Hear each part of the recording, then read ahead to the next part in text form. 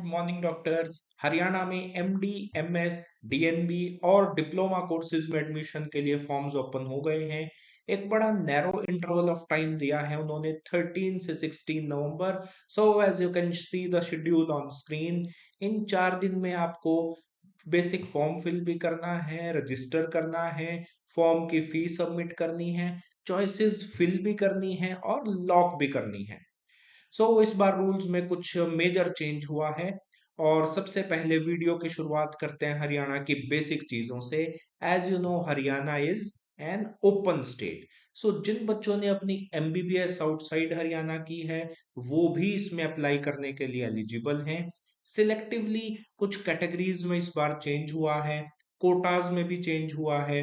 State के internal Kota's में भी एससी कैटेगरी जो एक हुआ करती थी जिसकी टोटल रिजर्वेशन 20% होती थी, now it has been split into two categories, that is other SC and deprived SC. इसका मतलब है कि अब टाइम पे अपने सर्टिफिकेट्स अपडेट करवाना भी एक मेजर काम हो जाएगा। हर चीज डिटेल में देखते हैं। तो शेड्यूल मैंने आपको बता ही दिया है। शेड्यूल के हिसाब से आपको एक रिलेटिवली लिमिटेड टाइम मिला है, 13 टू 16 नवंबर। 16 की नाइट तक आपको चॉइसेस फिल और लॉक करनी है। लॉक नहीं भी करेंगे कोई प्रॉब्लम नहीं है, अप्रोप्रिएट टाइम पे चॉइसेस ऑटो लॉक हो जाएंगी। पहले एमडी एडमिशन के बारे में डिटेल में देखते हैं। As expected, like any other state in general, Haryana की भी 50% सीट्स तो कहाँ से फिल होंगी? ऑल इंडिया काउंसलिंग से। और रिमेनिंग 50% हरियाणा की स्टेट काउंसलिंग से। यहाँ पर अब जो सेकंड क्लॉज आप देख रहे हैं, ये इस साल का एक मेजर चेंज है जिसके बारे में बहुत डिटेल में देखेंगे। 40% of state quota seats in all PG courses shall be reserved for in-service candidates. आगे चल के इस इंफॉर्मेशन ब्रोशर में बहुत बार ये एक्रोनिम आएगा, INS। It will stand for in service category seats. जो भी कैंडिडेट्स हरियाणा में एमओ हैं, HCMS कैटेगरी के अंतर्गत काम कर रहे हैं, उन सब के लिए ये सीट्स रिजर्व्ड है। उसके लिए ऑफ कोर्स सिर्फ जॉब करना जरूरी नहीं है, आपको कॉम्पिटेंट अथॉरिटी से यानी हेल्थ डिपार्टमेंट से एनओसी भी चाहिए, उसके बारे में भी डिटेल में बताएंगे। और अगर आप ईएसआईसी फरीदाबाद की बात करें, तो फिर आपको ईएसआईसी की जो भी अप्रोप्रिएट अथॉरिटीज हैं उनसे अपना सर्टिफिकेट चाहिए होगा। सो बिसाइड्स दैट, जो स्टेट कोटा की सीट्स हैं उनमें से इंस्टीट्यूशनल प्रेफरेंस के लिए 25% रिजर्वेशन होगी। यानी जिन बच्चों ने एमबीबीएस की है हरियाणा के ही गवर्नमेंट या प्राइवेट कॉलेजेस से, उनके लिए भी सेपरेटली सीट्स रिजर्व्ड हैं।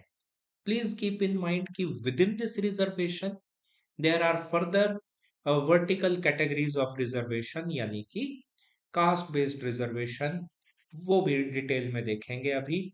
जो प्राइवेट इंस्टीट्यूट्स कवर हो रहे हैं इसमें उन सब में 50% सीट्स तो फिल होंगी ओपन मेरिट कैटेगरी सीट्स, और बाकी 50% मैनेजमेंट कोटा से।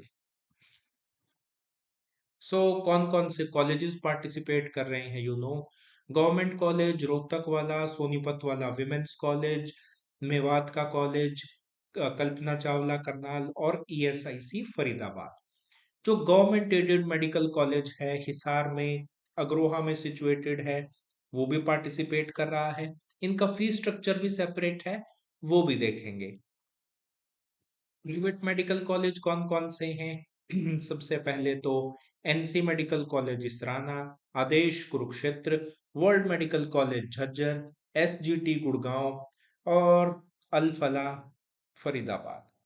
सो जो इंपॉर्टेंट चीज यहाँ पे मेंशन की गई है कि जो भी कॉन्स्टिट्यूशनली रिजर्व्ड कैटेगरी सीट्स हैं उन सब में एक हॉरिजॉन्टल रिजर्वेशन रहेगी, किसके लिए? ईडब्ल्यूएस के लिए। उसके लिए मेक श्योर कीजिए कि प्रॉपर फॉर्मेट में आपने हरियाणा का ही ईडब्ल्यूएस सर्टिफिकेट बनवाया हो। रिमेंबर, सेंटर का सर्टिफिकेट हरियाणा स्टेट काउंसलिंग में नहीं चलेगा। और बिसाइड्स सेंटर में ईडब्ल्यूएस का इनकम क्राइटेरिया है कि फैमिली इनकम 8 लाख से कम हो, बट हरियाणा में वो क्राइटेरिया, वो थ्रेशोल्ड इनकम 6 लाख है। So it is entirely possible कि कुछ लोग सेंटर के हिसाब से ईडब्ल्यूएस हैं लेकिन हरियाणा के हिसाब से ईडब्ल्यूएस नहीं है। सो अपनी कैटेगरी और अपने सर्टिफिकेट्स वो जरूर टाइमली चेक कर लीजिए। सो बिसाइड्स दैट जो यहाँ पे मेंशन है S C and S C D, तो एस सी डिप्राइव्ड कैटेगरी के हिसाब से भी इस बार सीट्स सेपरेटली रिजर्व होंगी, वो भी देखेंगे। और इसके अलावा जो भी आपकी institutional sorry in service category की सीट्स हैं उनके अंदर भी कास्ट बेस्ड रिजर्वेशन है। तो इन सर्विस यूआर यानी general category, in service SC, in service SC deprived, BCA, BCB, ये सब कैटेगराइजेशंस रहेंगी। अगर आपको डाउट है फॉर एग्जांपल कि आप कौन सी कैटेगरी में आते हैं, बीसीए या बी, सो हरियाणा ने इसका गैजेट रिलीज किया था। हालांकि ये सबको पता होता ही है, ये कैटेगराइजेशन आपकी एमबीबीएस के टाइम से आपको पता होगी। ज्यादा कंफ्यूजन हो सकती है अदर एससी और डिप्राइव्ड एससी में। सो कोई भी ऐसी कंफ्यूजन है हमें मैसेज कर दीजिए, हम आपको अप्रोप्रिएट डॉक्यूमेंट भेज देंगे। सो ईडब्ल्यूएस मैंने मेंशन किया कि उनके लिए सीट्स रिजर्व्ड हैं। अगर आप किसी कास्ट बेस्ड रिजर्वेशन के तहत फॉल नहीं करते और फैमिली इनकम 6 लाख से कम है पिछले फाइनेंशियल ईयर में और आपने सर्टिफिकेट भी बनवा रखा है, डेफिनेटली इट मेक सेंस कि आप अप्लाई कीजिए एज ईडब्ल्यूएस कैंडिडेट। और उस केस में इसी इंफॉर्मेशन ब्रोशर के एंड में उसका एक प्रॉपर प्रोफॉर्मा एक फॉर्मेट दे रखा है, तो प्रॉपर फॉर्मेट में सर्टिफिकेट होगा तो it will be beneficial for you. So again information brochure ने बात कंफर्म की है कि Haryana is an open state. So management category के अंडर कोई भी कैंडिडेट अप्लाई कर सकते हैं, चाहे उनका स्टेट ऑफ डोमिसाइल या प्लेस ऑफ स्टडी कुछ भी हो। एक चीज यहाँ पर फिर से क्लैरिफाई की है इस ब्रोशर ने कि जो बच्चे कहीं पे भी किसी पीजी कोर्स में एडमिशन ले चुके हैं, चाहे वो डिग्री है या फिर डिप्लोमा है, वो कोर्स कंप्लीट होने तक इस हरियाणा की काउंसलिंग में पार्टिसिपेट नहीं कर सकते। सेकेंडली सेकेंडली ये पॉइंट उतना इम्पोर्टेंट नहीं है। दो कैंडिडेट्स के मार्क्स सेम है तो भी ऑल इंडिया रैंक तो सबकी अलग होती है, तो आपकी ऑल इंडिया रैंक के बेस पे ही आपको कॉलेज अलॉट होगा। और हरियाणा में जो एक बड़ा कंट्रोवर्शियल कैटेगरी रहती है ईएसएम, एक्स सर्विस में, तो अगर आप ईएसएम में फॉल करते हैं सो उसके अंदर भी प्रायोरिटीज यानी कि प्रेफरेंस लिस्ट्स बनी हैं। सो ईएसएम प्रायोरिटी 1 को पहले प्राथमिकता दी जाएगी, फिर प्रायोरिटी 2, फिर प्रायोरिटी 3। तो जो लोग लोअर प्रायोरिटीज में है 5 या 6, मोस्टली उन्हें ईएसएम का बेनिफिट नहीं मिल पाता, बट खैर ये चीजें फिर देखेंगे। मीनवाइल कंसिडर अ सिनेरियो कि एक पर्सन ने एमबीबीएस हरियाणा स्टेट से ही की, सपोज कल्पना चावला से एमबीबीएस की, दैट मीन्स ही और she is availing the benefit of institutional preference which is available over 25% seats. So उनको एक गिवन सीट आईपी से भी मिल रही है और सपोज जनरल कैटेगरी से भी मिल रही है, तो ऐसे में क्या होगा ये लाइन ध्यान से देखते हैं। So, the candidate's choice shall be considered first under the IP vacancy and then under the general category seats. तो ये बात क्लैरिफाई की गई है, आईपी के अंतर्गत पहले चेक किया जाएगा और अगर आपको मिल रहा है तो आईपी के अकॉर्डिंग आपको सीट एलोकेशन प्रायोरिटी बेस पे किया जाएगा। दूसरी इंपॉर्टेंट चीज उतना ज्यादा खुल के नहीं लिखी है इंफॉर्मेशन ब्रोशर में, बट जो सिक्योरिटी अमाउंट है 25,000 गवर्नमेंट सीट्स के लिए, 2 लाख प्राइवेट सीट्स के लिए, वो आपको अभी पे नहीं करनी।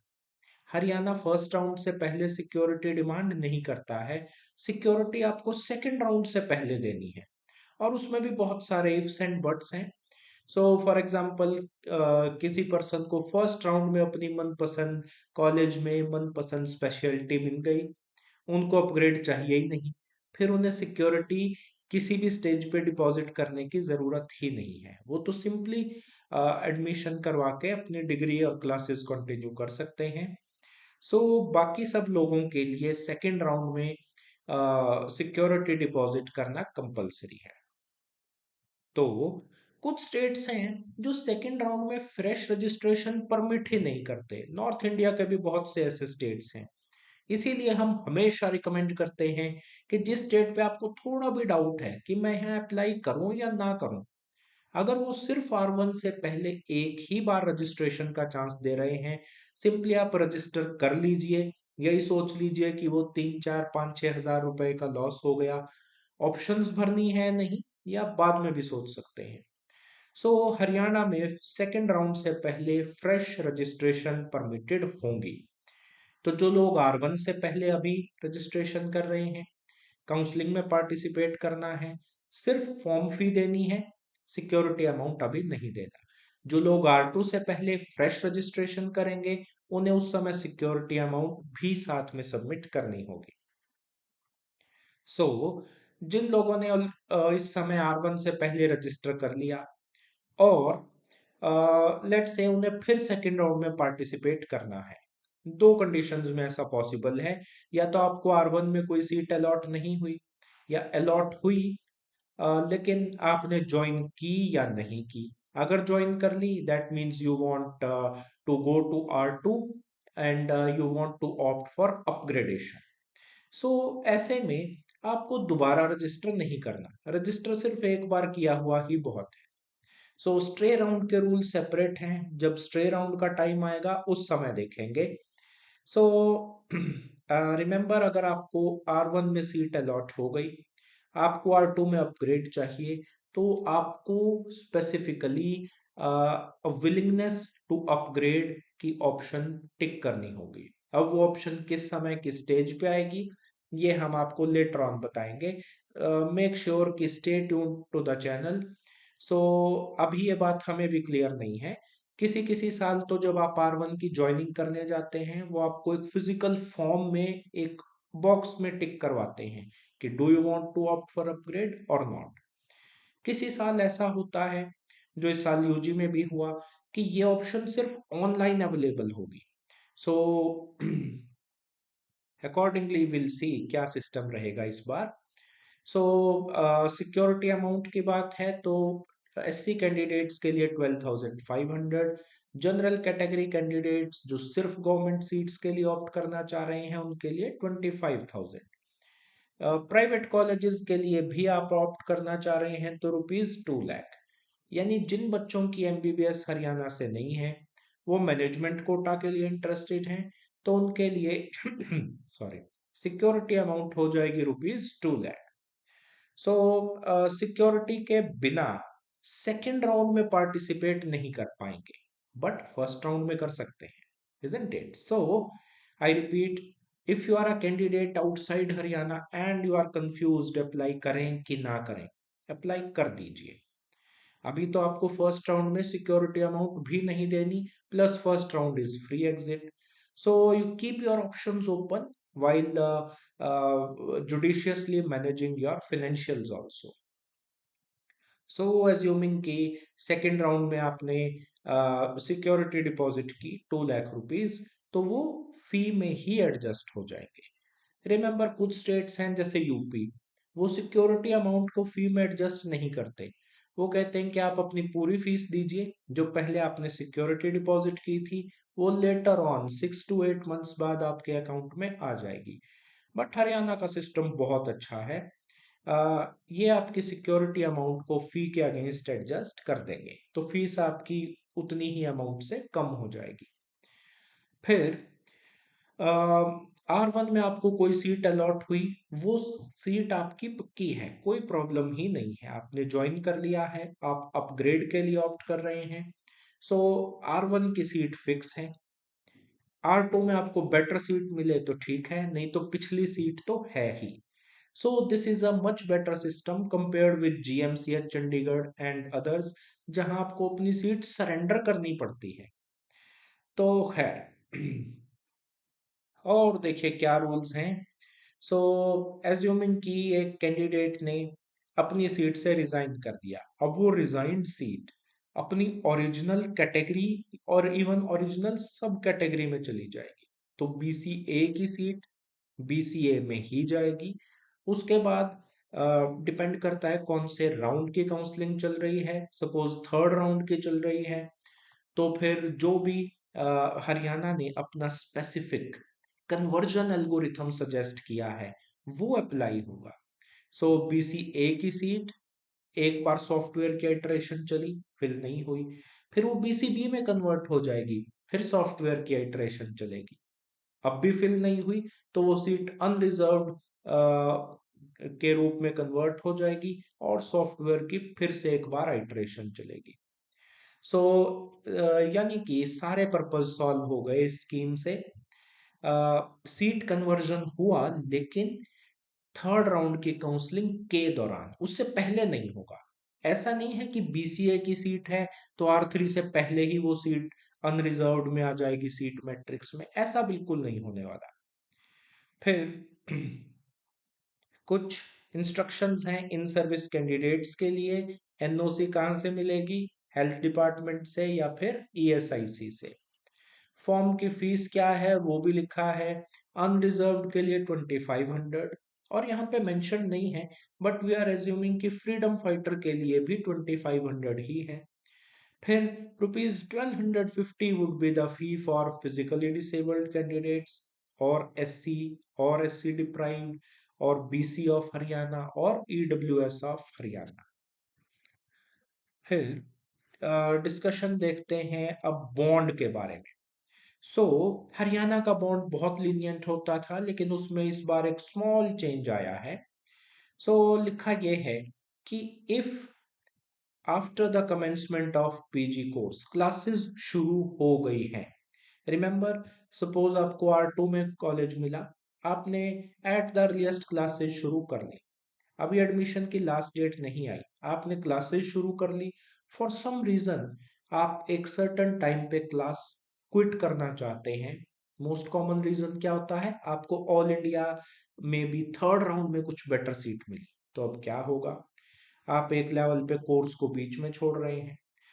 तो अगर आपने लास्ट डेट ऑफ एडमिशन जो भी चल रही है, और ये डेट ऑफिशियली आउट कर दी जाएगी वेल इन टाइम, तो अगर आपने लास्ट डेट ऑफ एडमिशन से 3 दिन पहले तक छोड़ दिया तो रूल्स अलग हैं, और उसके बाद छोड़ा तो फिर आपको ना सिर्फ 3 साल के लिए हरियाणा में पीजी कोर्स में अप्लाई करने से डीबार कर दिया जाएगा, बल्कि आपको बॉन्ड अमाउंट भी देनी होगी, ₹1,000,000। सिमिलरली सिमिलरली कोर्स आपने मिडवे छोड़ा तो भी आपको ₹10 लाख देने पड़ेंगे। और यहाँ पे भी थोड़ा पंडित बीडी शर्मा यूनिवर्सिटी और पंडित बीडी शर्मा कॉलेज के रूल्स सेपरेट हैं। सो ये एक बड़ा ब्रॉड पॉइंट है। रिमेंबर, कहीं पे वो आपसे अब तक का स्टाइपेंड भी लेंगे, कुछ कॉलेजेस में नहीं भी लेंगे। So without bothering about these details, it is also mentioned कि कोर्स मिडवे छोड़ने पर आपको अगले एकेडमिक सेशन की half fees 50% of the fee भी पे करनी होगी। प्लस बॉन्ड तो है ही। बात करते हैं अब एनआरआई एडमिशन की। जितने भी प्राइवेट कॉलेजेस में जितनी भी मैनेजमेंट सीट्स हैं उसमें से फ्लैट 15% एनआरआईज के लिए रिजर्व्ड हैं। और इसमें सिर्फ एनआरआई कैंडिडेट हो ऐसा जरूरी नहीं है, या उसके पेरेंट एनआरआई हो ये भी जरूरी नहीं है। ये दो कंडीशंस रखी थी। रिमेंबर, पंजाब ने प्रायोरिटी दी थी कि एनआरआई और उनके पेरेंट्स अगर एनआरआई हैं then they are falling under priority 1 in Punjab. बाकी कैंडिडेट्स को फिर उन्होंने लो प्रायोरिटी में रखा था। तो हरियाणा ने सिस्टम थोड़ा सा लीनियंट रखा है। Persons of Indian origin, overseas citizens of India और फॉरेन नेशनल्स, ये लोग भी एलिजिबल हैं प्रोवाइडेड कि नीट क्वालिफाइड। एनआरआई कैटेगरी में इस बार नॉर्थ इंडिया में कंपटीशन थोड़ा कम ही रहने की उम्मीद है। और रीजन आपको पता है, यूपी जैसे स्टेट्स एनआरआई परमिट ही नहीं करते। पंजाब ने अपने रूल्स काफी स्ट्रिक्ट कर दिए और एनआरआई में उनको एक बड़ा ठंडा रिस्पांस मिला।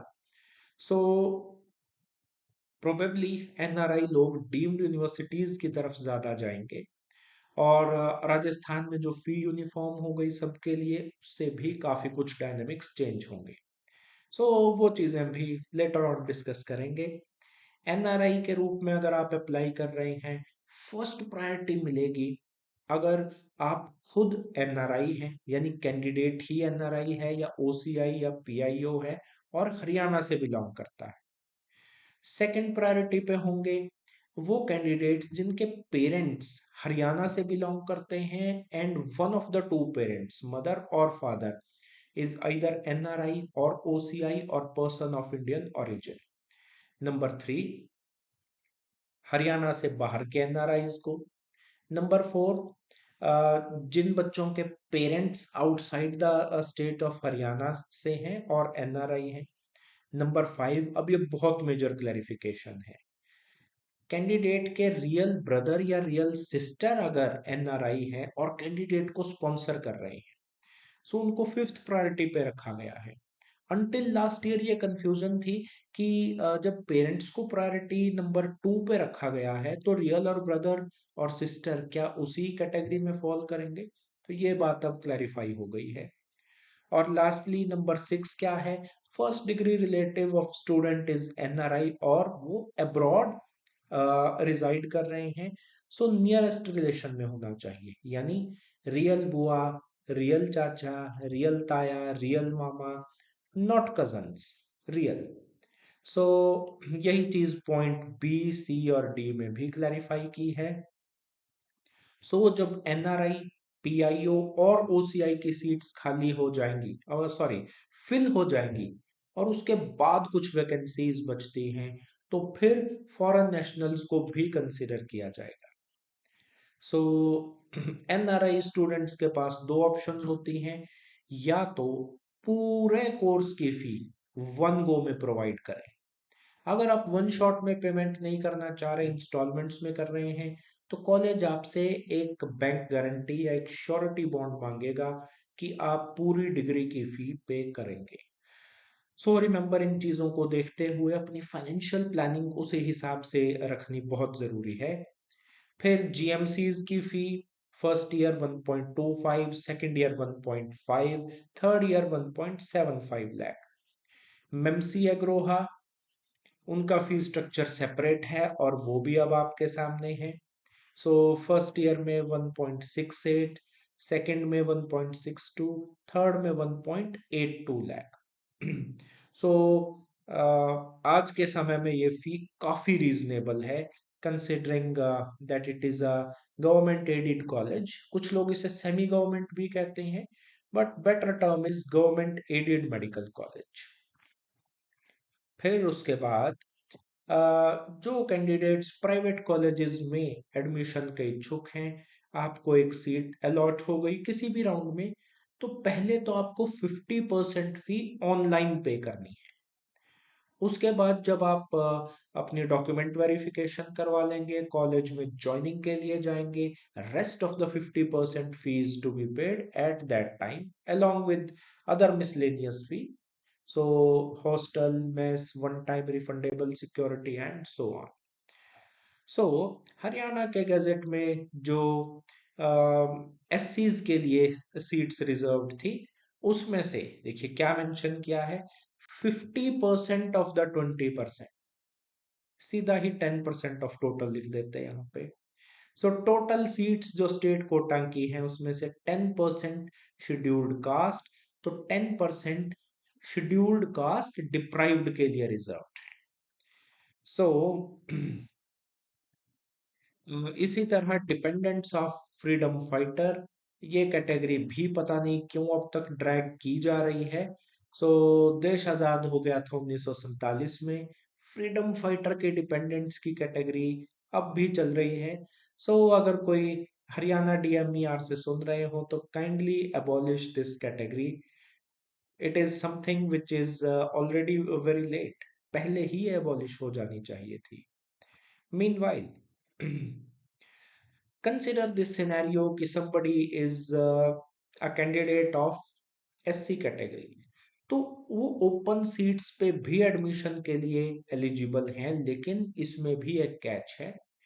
आपको ओपन की सीट तभी मिल पाएगी अगर आप ओपन की सारी कंडीशन सेटिस्फाई करते हैं।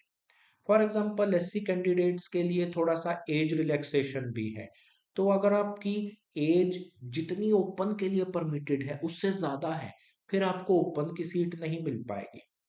तो अगर आपने ओपन की सारी कंडीशंस फुलफिल की हैं, तभी आप ओपन सीट के लिए कंसिडर्ड होंगे, अदरवाइज नहीं। So looking at this information brochure, EWS का क्राइटेरिया एक इम्पॉर्टेंट क्राइटेरिया है। बीसी कैटेगरीज हरियाणा में क्रूशियल कैटेगरीज हैं, इनका बहुत बेनिफिट मिलता है। थोड़ा बीसी ए का बेनिफिट ज्यादा मिलता है compared with BC B. So EWS के बारे में क्लैरिफाई किया गया है कि अगर आप जनरल हैं तभी आप ईडब्ल्यूएस बनवा सकते हैं। रिमेंबर, कानून के अनुसार अगर आपने बीसीबी सर्टिफिकेट बनवा रखा है और EWS, then you are doing something illegal. आपने एससीबी बनवा रखा है और ईडब्ल्यूएस भी, you are doing something illegal. तो जो जनरल कैटेगरी के लोग हैं सिर्फ और सिर्फ वही ईडब्ल्यूएस के अंतर्गत आ सकते हैं अगर वो सारी कंडीशंस फुलफिल करते हैं। फैमिली की एनुअल इनकम 6 लाख से कम है, यहाँ लिखी हुई सारी की सारी कंडीशंस 1 2 3 4 5 सारे पॉइंट्स को सेटिस्फाई करते हैं, सिर्फ तभी बनवाना चाहिए। And remember, EWS is not a single certificate. EWS के साथ आपको इनकम एंड एसेट्स सर्टिफिकेट भी देना है। तो जो लोग पेड काउंसलिंग में हमारे साथ जुड़े हैं, हम डे वन ही उनकी सारी चीजें तैयार करवा देते हैं, अदरवाइज लास्ट मोमेंट पे ये काम नहीं हो पाते। फिर आगे देखते हैं इंफॉर्मेशन ब्रोशर ने और क्या दिया है। तो सारे सर्टिफिकेट्स का लैब के लिए प्रोफोर्मा दिया है। कुछ चीजें हैं जिनमें सबको डाउट रहता है, वो क्लैरिफाई की हैं। और इतने बड़े इंफॉर्मेशन ब्रोशर को पढ़ना अपने आप में एक हैसल है। सो अगर आपको किसी चीज में कोई जनरल डाउट है, आप कभी भी हमसे कॉल करके पूछ सकते हैं। बट कृपया कॉल करके ऐसी चीजें ना पूछा कीजिए कि हमारी ये रैंक है, क्या मिल जाएगा। That we can not tell unless you are a customer of our paid counselling, क्योंकि उसमें एक एफर्ट और टाइम लगता है। तो खैर, बहुत से कॉलेजेस की फी देखी, तो आपने पंडित BD शर्मा के अंतर्गत जितने भी प्राइवेट कॉलेजेस आते हैं उनकी फी भी एक बार देख लेते हैं। सो प्री क्लिनिकल स्पेशलिटीज के लिए 3.52 लाख, ये सिर्फ ट्यूशन फी है और इसमें 10% इंक्रीमेंट रहेगा।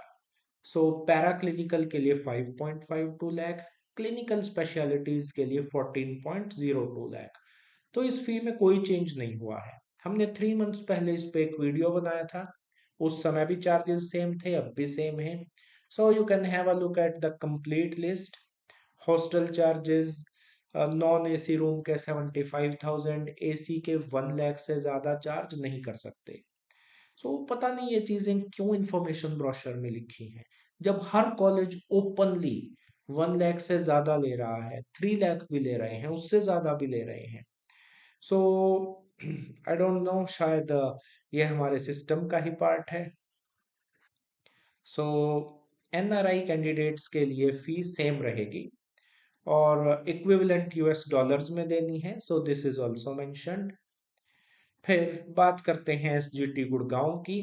यहाँ सारे के सारे जो प्री क्लिनिकल सब्जेक्ट्स हैं, नॉन क्लिनिकल कह लीजिए, anatomy, biochemistry, community medicine, forensic, microbio, physiology and pharmacology, सबकी फी है 10 lakh. Pathology is an exception, fee है 17 लाख। उसके अलावा आप क्लिनिकल सब्जेक्ट्स की फी देख सकते हैं, मैक्सिमम फी रेडियो डायग्नोसिस में है 45 लाख। और NRI कैंडिडेट्स के लिए भी फी को बढ़िया से बाइफरकेट करके हर एक सब हेडिंग बता रखी है। अ, इसके बाद चलते हैं अल फलाह यूनिवर्सिटी फरीदाबाद। सो यहाँ के भी चार्जेस मेंशन्ड हैं। जो लोग इस यूनिवर्सिटी में एडमिशन लेने के लिए अब भी इच्छुक हैं, मेक श्योर अपनी रिसर्च बढ़िया से कर लें। So Indian association of universities ने इनको डीबार कर दिया है, और भी कुछ सैंक्शंस और हो सकता है डी रिकॉग्नाइज वाली चीजें पाइपलाइन में हैं। सो मेक श्योर अपनी बढ़िया से रिसर्च करके फिर इनकी ऑप्शंस अपनी लिस्ट में भरें। और रैंडमली तो बिल्कुल भी प्रेफरेंस लिस्ट ना बनाइए, ये एक साइंटिफिकली और जुडिशियसली करने वाला काम है। Always advisable to do your proper research और take expert help in this work. So यहाँ की भी आप देख रहे हैं, हर एक स्ट्रीम की फी यहाँ पे मेंशन्ड है। So this was all about discussion of MDMS courses. DNB की बात कर लेते हैं, post MBBS DNB plus post MBBS diploma, जो आपको अलग अलग सिविल हॉस्पिटल्स में मिलेगा। सो सबसे पहला पॉइंट, सिर्फ regular in service doctors of Haryana government he eligible हैं हरियाणा में पोस्ट एमबीबीएस डीएनबी और पोस्ट एमबीबीएस डिप्लोमा कोर्सेज में एडमिशन लेने के लिए। सो ऑल इंडिया मेरिट से डीएनबी और डिप्लोमा की 50% सीट्स भरी जाएंगी एज एक्सपेक्टेड। वो आपको एमसीसी की चॉइस फिलिंग में भी दिखाई दी होंगी। और जो रिमेनिंग 50% सीट्स हैं वो स्टेट कोटा के थ्रू भरी जाएंगी। और जो गवर्नमेंट मेडिकल कॉलेजेस में MBBS sorry post MBBS DNB plus MBBS diploma की 20% सीट्स हैं, वो रिजर्व होंगी फिर से इन सर्विस कैंडिडेट्स के लिए अंडर स्टेट कोटा। जो रेस्ट ऑफ द सीट्स हैं naturally they will be filled by all India quota. So DNB seats के बारे में एक और clarification. So the clarification is कि अगर आपको डिस्ट्रिक्ट सिविल हॉस्पिटल या जीएमसीज में एडमिशन चाहिए डीएनबी में या डिप्लोमा कोर्स में, तो आप की ऑफ कोर्स एमबीबीएस किसी भी कॉलेज से होनी चाहिए across India. So remember, if you are HCMS candidate, आपकी एमबीबीएस आउटसाइड हरियाणा से थी, you are still eligible for in service seats. So आपकी परमानेंट रजिस्ट्रेशन होनी चाहिए, और ऑफ कोर्स आपके पास एक प्रॉपर नो ऑब्जेक्शन सर्टिफिकेट होना चाहिए। अगर एनओसी नहीं है, यू आर नॉट एलिजिबल, चाहे आप बाकी सारी कंडीशंस फुलफिल कर रहे हैं, चाहे आपने सर्विस ईयर्स की भी कंडीशन फुलफिल कर ली है। सो जो कैंडिडेट कहीं पे भी एमडी, एमएस, डीएनबी, डिप्लोमा या पीजी डिप्लोमा या पोस्ट डिप्लोमा डिग्री कर रहे हैं, वो काउंसलिंग के लिए एलिजिबल नहीं है जब तक उनका पिछला कोर्स कंप्लीट नहीं होता। जो इन सर्विस कैंडिडेट्स हैं उनको ऑनलाइन रजिस्टर भी करना होगा, और सिर्फ एक ही बार रजिस्टर करना है। फिर अ, वही रूल्स जो हमने एमडीएमएस में देखे उसके सिमिलर रूल हैं कि पीजी कोर्स स्टार्ट हो गया, आप एक इन सर्विस डॉक्टर हैं, आपने ज्वाइन भी कर लिया, और लास्ट डेट ऑफ एडमिशन से 3 दिन पहले की डेडलाइन बीत चुकी है। अब आप कोर्स छोड़ना चाहते हैं, अब आप दोबारा से डीएनबी डिप्लोमा में स्टेट कोटा के अंतर्गत अगले 3 साल तक अप्लाई नहीं कर सकते। सो रूल्स आर मोर और less uniform for DNB and MDMS. Fee structure सबको पता है, cross India 1.25 lakh per year है, जिसमें सब कुछ इंक्लूड है, ट्यूशन फी भी, इवन आपके हॉस्टल चार्जेस भी, एंड सो ऑन। सो कुछ जनरल इंस्ट्रक्शंस, जो इन सर्विस डॉक्टर्स हैं प्लस किसी कैटेगरी से भी बिलोंग करते हैं जिसमें फ्रीडम फाइटर का सर्टिफिकेट बनवाना सबसे चैलेंजिंग रहता है, सो मेक श्योर अपने सर्टिफिकेट्स टाइमली तैयार रखिए। If you are SC category certificate candidate, make sure कि एक बार वेरीफाई करके कि आप अदर एससी में हैं या डिप्राइव्ड एससी में, तो अपना नया सर्टिफिकेट निकलवा लीजिए। सिमिलरली बीसीए और बीसीबी कैंडिडेट्स के लिए भी यही इंस्ट्रक्शंस हैं। सो बाकी रूल सभी सेम हैं जो हमने एमडीएमएस के लिए डिस्कस किए। सो आई एम श्योर इस वीडियो से आपको कुछ चीज़ें बढ़िया पता लगी होंगी। सो मेक श्योर कि चैनल को सब्सक्राइब कर लीजिए, ऐसी बढ़िया इंफॉर्मेशन आती रहेगी। हमारा टेलीग्राम इंडिया का फास्टेस्ट टेलीग्राम चैनल है। सारे notices with their authentic interpretation आपको वहां पे मिलेंगे। सो डिस्क्रिप्शन में टेलीग्राम भी गिवन है, मेक श्योर उसे भी ज्वाइन कर लें। So best wishes for your career. Thank you.